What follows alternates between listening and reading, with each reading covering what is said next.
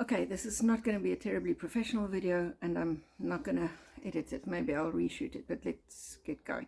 I am really angry about something, and I want to give you the backstory first, just so that you understand who I'm talking about and what the circumstances are.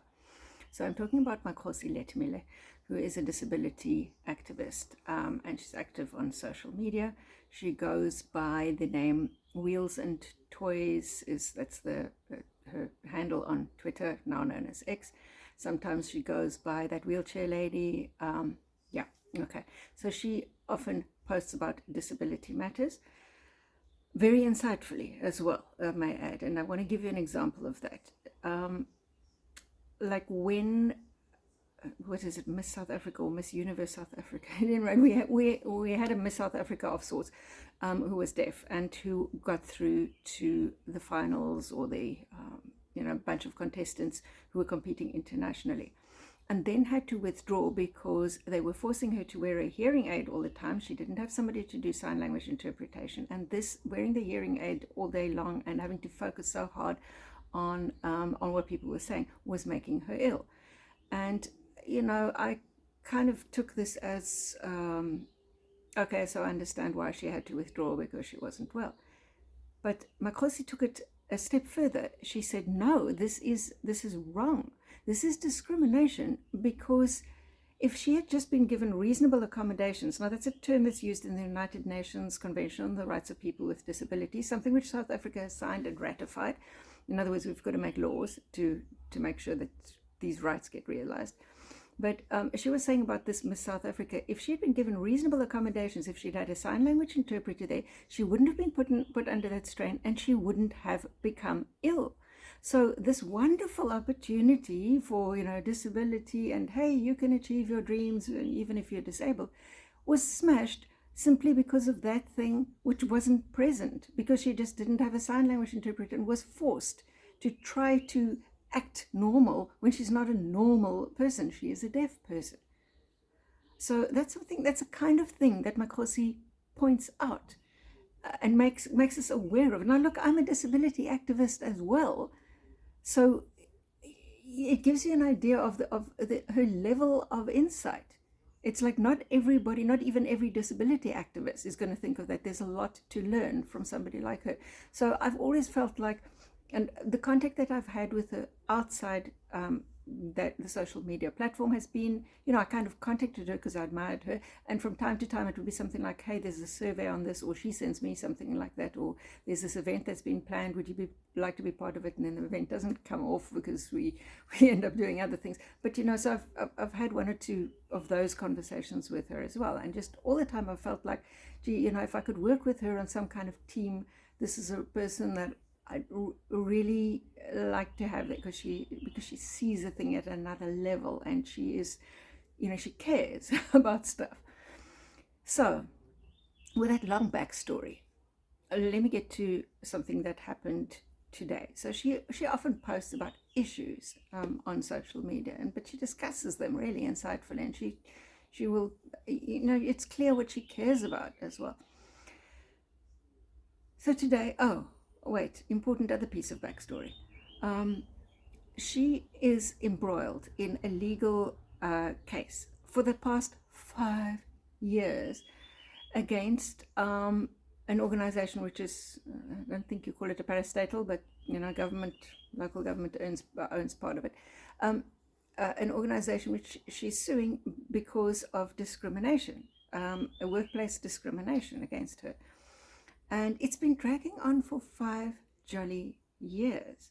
And I've read bits and pieces of the story. I've read, there's been stuff in the newspaper. It's made it very difficult for her to move on and to go and get another job. And so she's, of course, financially in a bad situation, because this hasn't been settled. And so employers are not sure, can I take on this person, because are they okay, because they're in this legal case and maybe they're trouble or something. It's those kinds of impressions that come out there.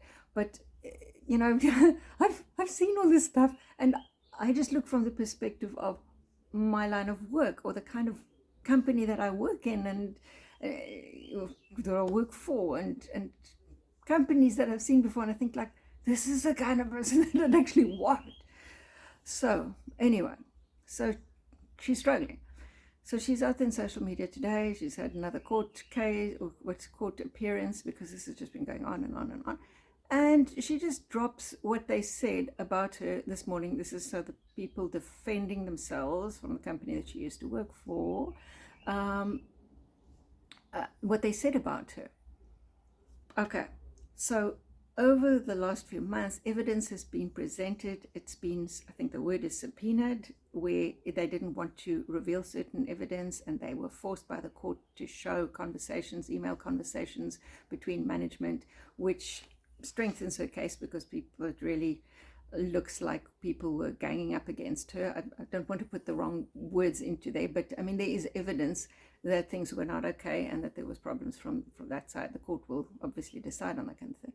But so now as the case is dragging on, these people now say, in court, not like somebody slandering her from the street, in court, these people say she is an anti-white psychotic, and there was one other word, opportunist. Yeah, that was one of the other words that because and the way that I found out that opportunist was in there as well was that I actually sent her a private message and I said, have you ever been diagnosed with psychosis? I mean, I'm pretty sure that by now you've been diagnosed with some mental health issue, depression or something like this, because it's been really taking a toll on you. But have you ever been diagnosed with anything that has psychosis in it? And she said no.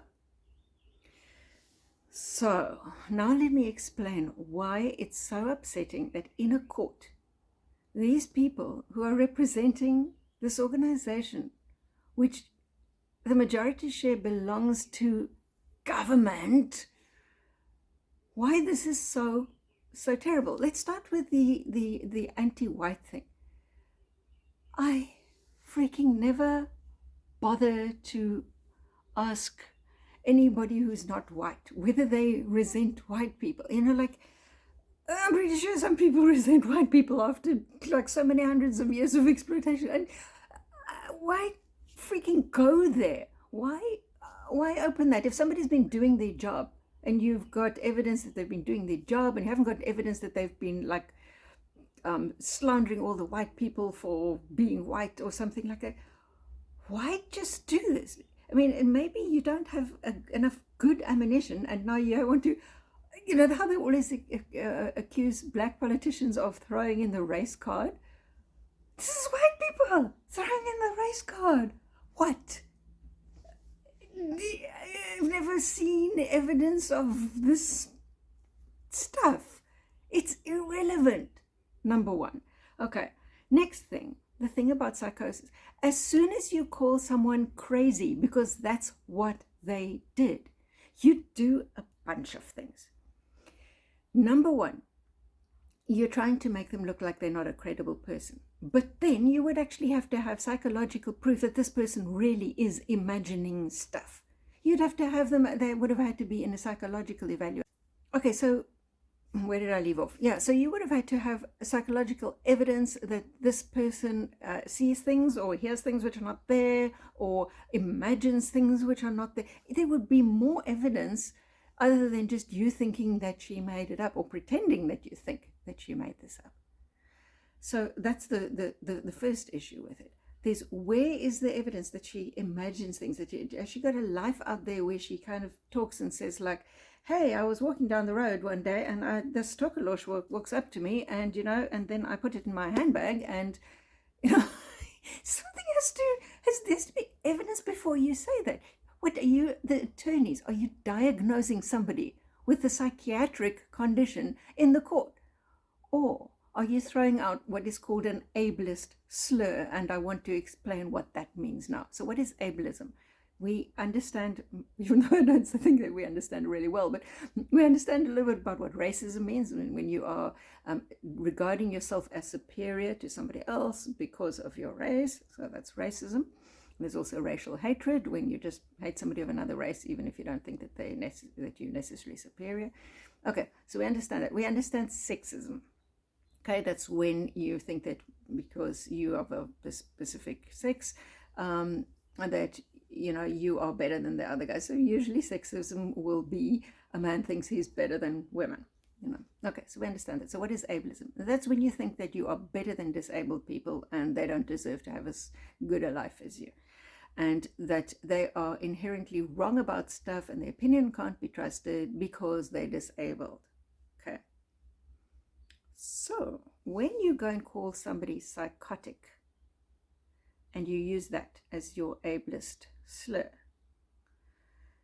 you're actually saying that people who genuinely have psychosis, because this really can be a thing that people have, that these people cannot ever be reliable witnesses, assuming that she was psychotic, which she's not. But that these people, so in other words, like you want to report a crime, you've been raped, or you want to report that there's been a theft, you are the victim of something, such as she is in this particular instance, the complainant. So a psychotic person cannot be trusted ever to give evidence. That's what you are saying. You're using it as an insult. So this, and I want to give you some analogies. So let's say we're all supposed to treat gay people as equals, right? So if you then go to a person who isn't gay, who's straight, and you say, oh, well, maybe you're just gay, something like that, then you've said gay people are lesser, and therefore I can use this as an insult.